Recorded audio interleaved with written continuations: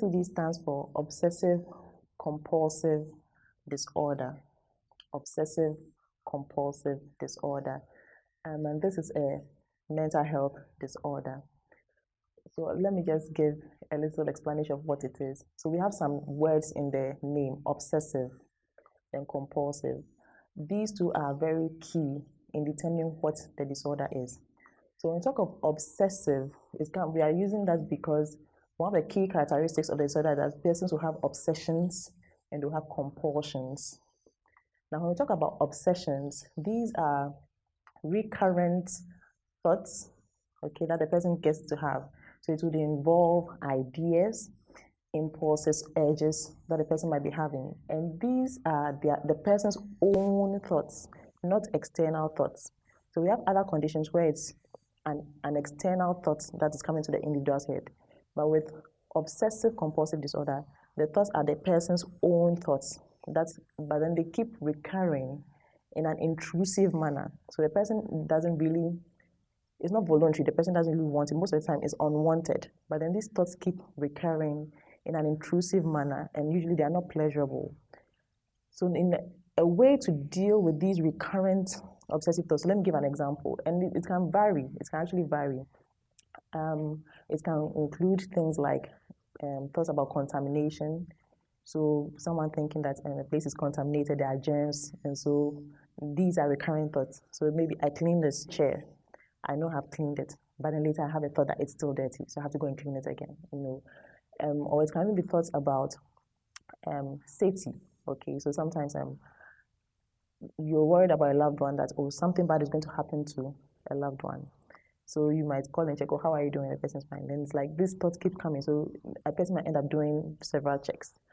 And then also it can be sometimes it can be blasphemous. So there was a lady I saw who was having a lot of blasphemous thoughts. So she's a Christian, but she kept having these thoughts coming in that like Jesus is the devil, things very contradictory to her belief. And it's her own thoughts. So it's very disturbing because it keeps recurring. And so for her, time it comes and she has to be praying or feeling bad amongst others. And so it can vary over a period, like different types of scenarios. So there are recurrent, intrusive thoughts that the individual gets, which are distressing and unwanted. So that's the obsession aspect. Now, because these are unwanted, most people will try to avoid having them. They'll try to stop having these thoughts, or sometimes they may try to suppress these thoughts. But then the attempt in suppressing it leads to a build-up of anxiety. So the person doesn't want these thoughts coming because it's very distressing. The person tries to ignore, suppress it, but the more the person does so, then it's building up more anxiety within the person. And so that leads to what we call the compulsions. The compulsions are acts, so it may be a behavior or sometimes a mental act that someone may be engaged in. And the main purpose is to kind of allay that anxiety. So as with the examples I gave initially, so someone has these recurrent thoughts that the chair is dirty. So the person might initially say, I've cleaned it twice, so it should be clean. But then because these thoughts keep coming in and it's creating a lot of distress, and the distress is mounting anxiety, the person will say, okay, then let me clean it again so that then the anxiety dispels. So the compulsion becomes the act of cleaning. That becomes a compulsion. So the obsession is the thoughts the person keeps having about contamination, but the compulsion is the act of cleaning. And the act may not always be a physical act, sometimes it may be a mental act. So let's look at the lady I talked about who was having these blasphemous thoughts recurrently coming to mind. So for her compulsion, the act is praying. So it may not necessarily be verbal praying that everybody will hear, but for her, in her mind, she keeps going into this cycle of praying it mentally because she's trying to allay the anxiety because she keeps having this recurrent thoughts in mind. So that kind of captures OCD. So the person keeps having recurrent obsessions, compulsions, and it persists recurrently. And it often will lead to distress and then lead to impairment of someone's functioning. Because imagine someone has to keep cleaning over and over and over in a day. Or someone has to keep checking if the door is locked over and over again. Okay, or someone has to keep calling their family or loved ones multiple times. Okay, so anything you're doing, you can't really focus because you keep having to do other things. Or even just praying. There are people who are religious and they love praying, but then being compelled to do it just to allay anxiety It's very distressing. It leads to a lot of impairment with functioning. And that's what leads to the disorder aspect that needs to be managed.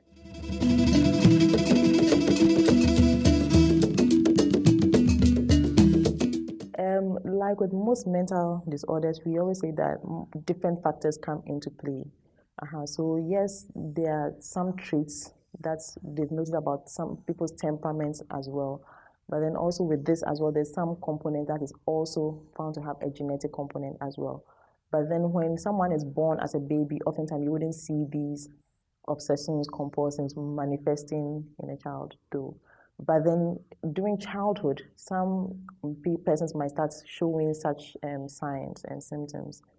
And with children especially, the obsession aspect may easily be missed because, as I said, that is the thought component. But what might be seen might be the actions, so the repeated actions and compulsion, that might be what may be picked up. So that is it. So you wouldn't see a very young toddler anything, but oftentimes as one is growing, you manifest it. Generally, symptoms will start before the age of 35, most cases. Most of the texts will put it as between 14 years to around 20, thereabout, you might have the initial symptoms. And it starts gradually. Okay, so it will kind of be increasing in intensity with time. Yeah, so it's gradual in the way it starts.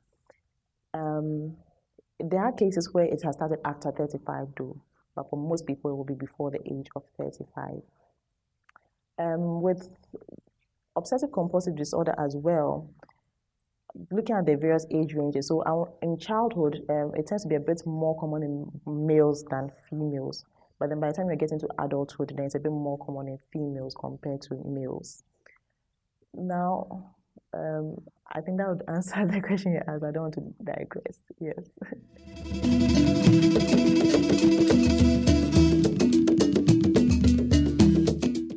So generally, a stressor has been found to be one of the things that might trigger the onset. And that can be in different forms. Some are in terms of loss. So if someone has a sense of loss with regards to it, can be even with someone who is a loved one or something that is very valuable to them. For some people, too, pregnancy as a stress has also been found to be a trigger as well. So different forms of stress can trigger the onset of these symptoms, and based on the nature, it might manifest in different ways. Yes.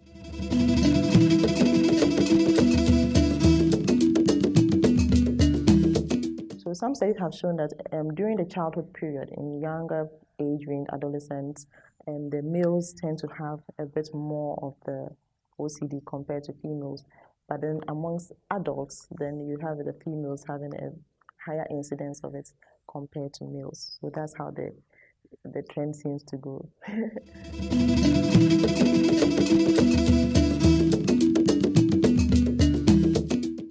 So rightly so, we all experience these thoughts where maybe after leaving home you would think, did I really lock the door, or did I leave the gas on the stove on, or did I leave the iron on? It's normal to have those. And with most of us, once you go, even if you go back to check, once you check once and you're sure you did, or you went and you realized you had not, and you do lock it, and you move on, the thought doesn't recur again because you're generally sure of what you were not unsure of initially. But when it gets to the disorder aspect, the repetition of this is not just once, it's several times. And sometimes can take up someone's time about an hour repeating the same act, behavior, or even this mental exercise. And for some people, those who have insights, some people have insight, and by that we mean that they get to know that these thoughts they are having are not true.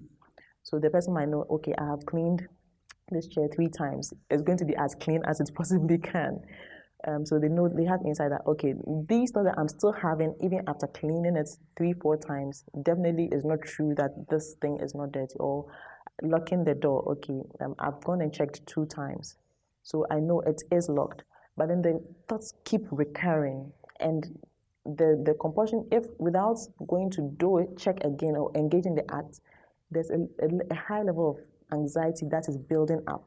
That's where the issue is. And then these thoughts are very distressing to the individual. So the person recognizes them as very repetitive, very intrusive, So it keeps coming in even when you don't want them. They are unwanted. They are not pleasurable. And the person can't really control them. And till they engage in these acts, this anxiety keeps mounting for quite a number of people. So at that point, it becomes a disorder. So yes, we are all entitled to checking here and there once or twice. But when it keeps persisting, and then another hallmark is that it begins to impair our functioning, the level at which you function. It begins to interfere with how you're working, your productivity at work, with school, with family, your social interactions. When it begins to impair those, then it's at a disorder level. For some people, because of their fear of even contamination or thinking things are dirty, they might avoid public spaces. So I avoid going to restaurants because I can't vouch for how clean it is. I avoid using anything that's in public. So you end up limiting your movements. Then there's an interference. Some people would even avoid meeting new people because they have this whole recurrent thoughts that they might get germs or something. So all of those are part. For some people, it's symmetry. They have to make sure things are in a particular order. And so if it is not in that order, then they have the anxiety building. So I have to go and shift things around. The list is out of order again.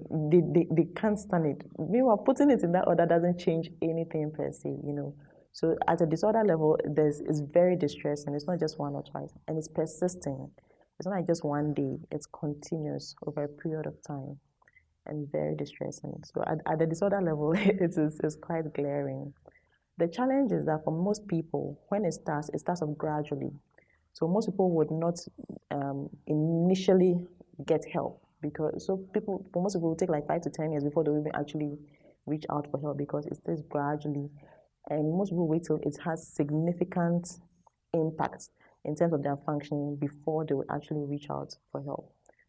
For those who don't have insight or have some partial insight, for them, they might actually believe fully that what they are thinking really is the fact. So for such persons, they might not even really reach out for help because they don't notice what is really going on. So that's the challenge. For some people, it's symmetry. Things have to be in a particular symmetry. For some, it is recurrent thoughts of harm. So some people can even have thoughts like stab someone, stab someone, stab someone, So for such a person who keeps having these thoughts, and the urge keeps coming, the urge keeps coming. Some people would cope with different ways. So some people might, their compulsion might be to pray when they have these thoughts. For others too, theirs might lead to them trying to isolate themselves because they worry that they might actually yield to acting it. So they may not want to engage with people too much because they fear that when that thought comes, they may actually act just to relieve the anxiety. Yeah, so there are different types. There are variety of. It can be an idea. It can be an image. Some people can keep having very images of things that are not too pleasant as well. And some people's an urge to keep doing something over and over and over again.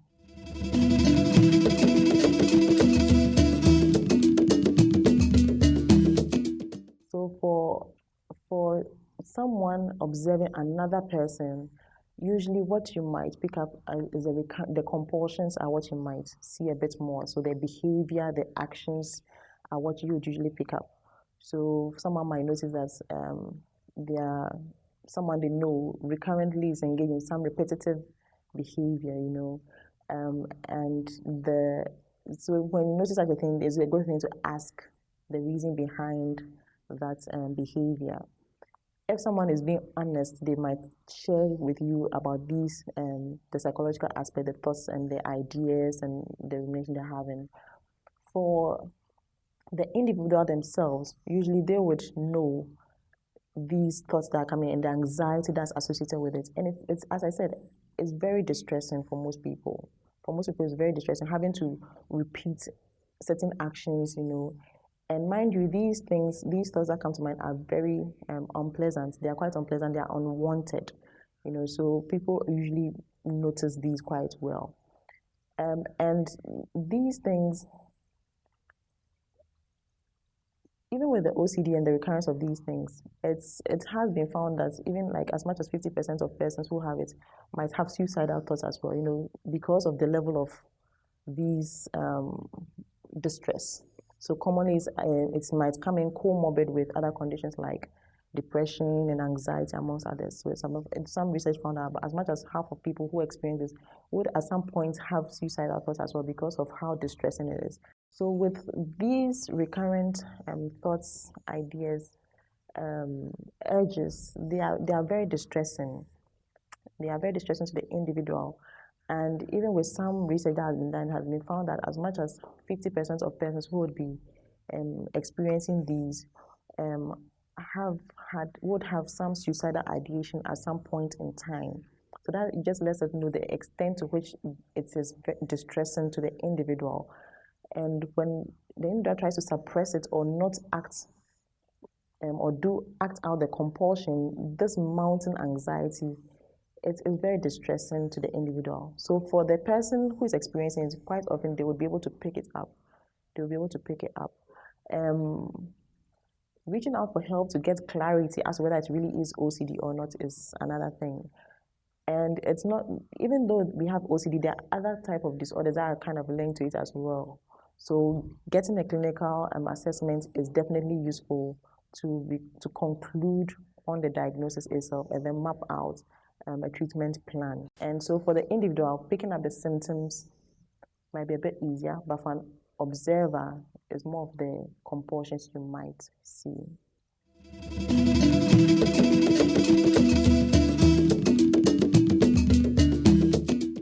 So after delivery, different people respond to pregnancy itself is stress, and the whole labor process itself too is stressful. And having to adjust to a newborn is also a stressful period, though a pleasurable one is still stressful. And the body itself is going through a lot of changes as well. Hormonal fluctuations are happening. Hormones that were up during pregnancy have to drop down back to the levels that they were before pregnancy. So the body goes through a lot of changes, and this reflects in the woman. Okay, so that's how come we have things like the postnatal blues, we have postpartum depression, amongst others. Generally, in handling a new child, it's not business as usual. Most of the time, there would have to be some special arrangements made with regards to even feeding, cleaning, amongst others. So based on people's personality, some may be a bit more fussy during that period because during that period there's a bit more need or a bit more pressure on them. So that generally is not OCD. But as I mentioned earlier, looking at the stresses that might trigger an OCD, one of them was pregnancy. So not everybody who becomes fussy after delivery or during pregnancy has OCD. However, for some people, it might trigger one. So it might, but when would we say that someone has now developed an OCD after it? That is when these obsessions and compulsions are recurrent. So that doesn't just last a few days or weeks, and then it's just a person being fussy, and it's recurrent, pervasive, and it's distressing. And especially when it begins to impair the person's functioning. So it can be with regards to the social aspect. It might be with regards to the person's personal activities as well. At that level, with its frequency, the recurrence of these things, then it's possible that I would have developed into an OCD itself. So that's the difference here.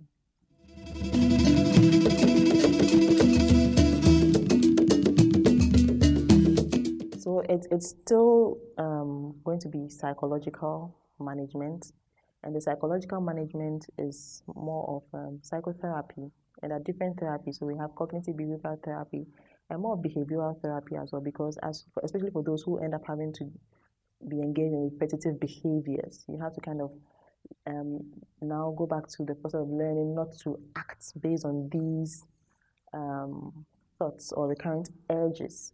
And as we said, if you're trying to suppress these urges, it leads to a mounting anxiety, to how to handle all of that anxiety whilst not giving in to this urge to be engaged in the repetitive acts. So a good part is psychotherapy. Yes, we also have some medications that help in the management as well, to manage the whole OCD. There are a group of medications, and we have a variety of medications that can be used in the management as well. But you would hardly ever come across just medication or pharmacotherapy without the psychotherapy components, because they must go hand in hand, with a good portion being the psychotherapy. There are a few cases that may need a bit more than just the pharmacotherapy and the psychotherapy, and for them there may be additional interventions, some things like ECT amongst others, but that's not routine. That is very when it meets a certain criteria where like the specialists will come together and sit and discuss that this might need a bit more than just the pharmacotherapy and the psychotherapy. For most people, psychotherapy and pharmacotherapy, medications and psychotherapy, is the mainstay of treatment.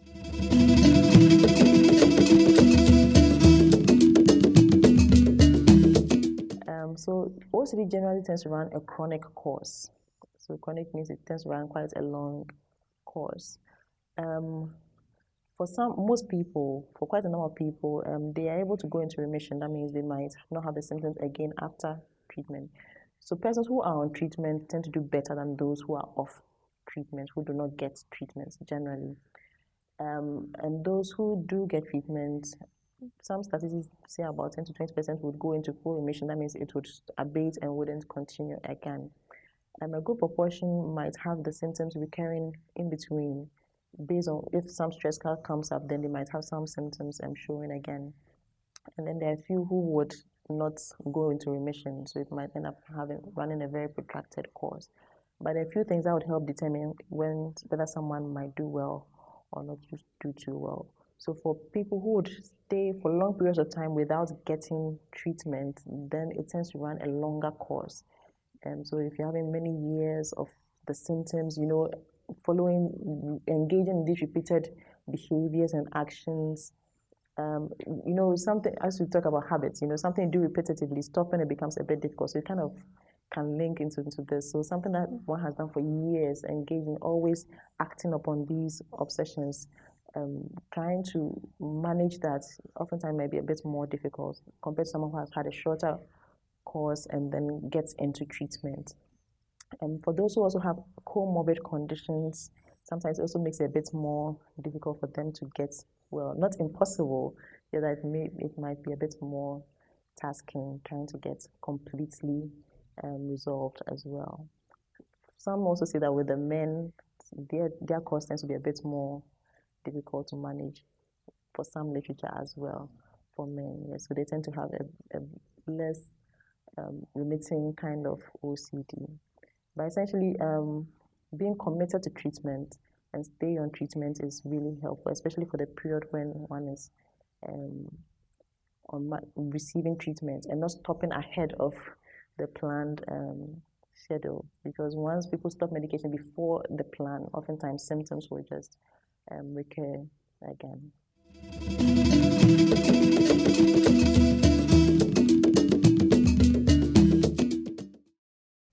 That might be a bit challenging, because for the person to be helped, the person has to a large extent, gain awareness or insight into what the problem is, because the therapy modalities involve the person being part of it.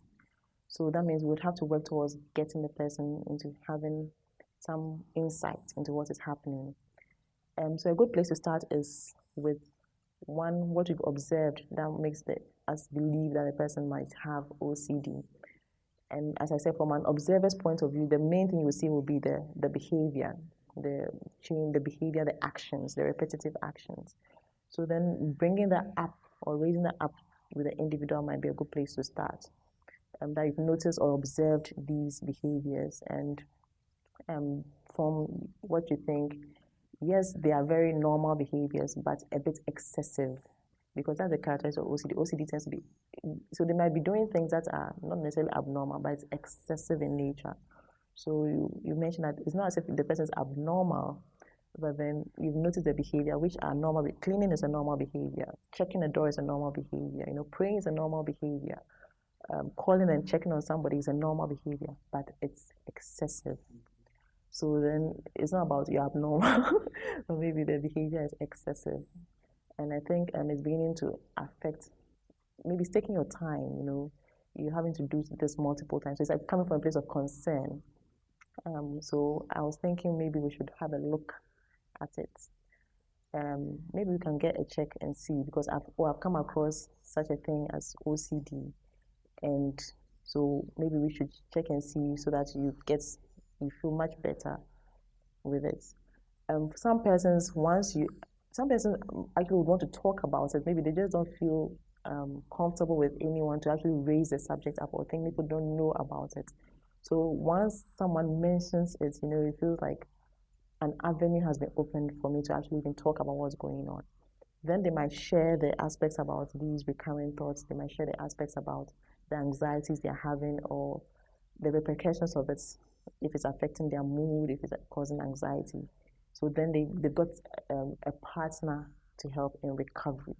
So that is the ideal, and that's what we work towards. There might be a bit of a challenge for persons who actually buy into the thoughts completely, so they have absent insights altogether. For them, a bit more work might be done to help them get some insight. And for that, once they're able to get into healthcare services, at least with the psychotherapy aspects, that can be worked on. Essentially, I think the basic everyone can do is to raise up the observation, mention how it's excessive, and saying that it's being said out of concern and love, and doing it so for the interest of the individual. Once that is done, hopefully you can get the person to come to terms.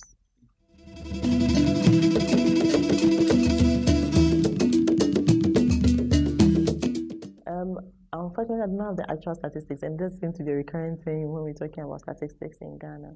But then quite a good proportion are seen. Not everyone might show up with both obsessions and compulsions. Someone might show up with mainly just the obsessions. But then as you interview, you might actually pick up these compulsions. As said earlier, OCD on its own generally should be itself, not secondary to another condition, okay, or not because of some medication or using of some substance. So there are times we've seen these conditions, sometimes in conjunction with the comorbid conditions. So someone coming because it's causing so much distress, the depression as well setting in, or sometimes because of the type of thoughts the person may be having, they might show up. But it's not a strange thing in Ghana, actually. Also, it's not that strange. We see quite a number of them in the clinical setting. And mind you, even the portion that we are seeing is just a tip of the iceberg, because most people are not showing up. But even in the hospital, we are seeing a significant number.